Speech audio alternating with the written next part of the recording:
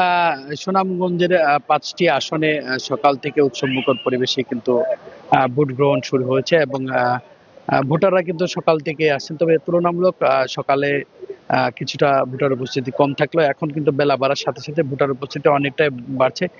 বিশেষ করে সুনামগঞ্জের যে আমি সুনামগঞ্জ ৪ আসনের সদর উপজেলা এবং বিশ্বম্বরপুর উপজেলা ঘুরে দেখেছি। এখানে বিশেষ করে নারী ভোটারদের উপস্থিতি অনেকটাই বেশি।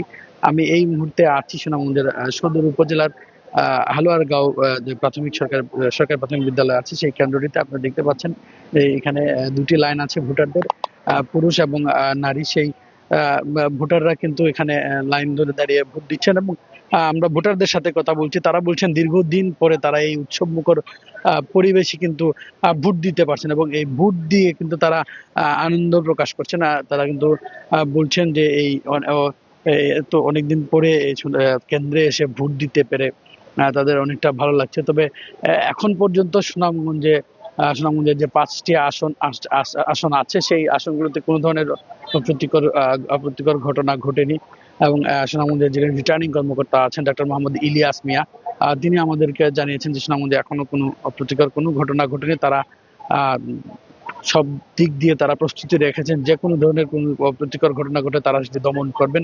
এবং সকাল থেকে আমরা দেখতে পাচ্ছি সুনামগঞ্জের ৫টি আসনে কিন্তু আইন শৃঙ্খলা পরিস্থিতি পুরোপুরি নিয়ন্ত্রণে আছে এবং মানুষজন কিন্তু নির্বিঘ্নে ভোট দিতে আসছে। তবে এখনো কিন্তু তুলনামূলক ভোটার উপস্থিতি কিন্তু অনেকটাই কম। তো এই ছিল আমার কাছে সুনামগঞ্জের সদর উপজেলা থেকে নির্বাচনী সর্বশেষ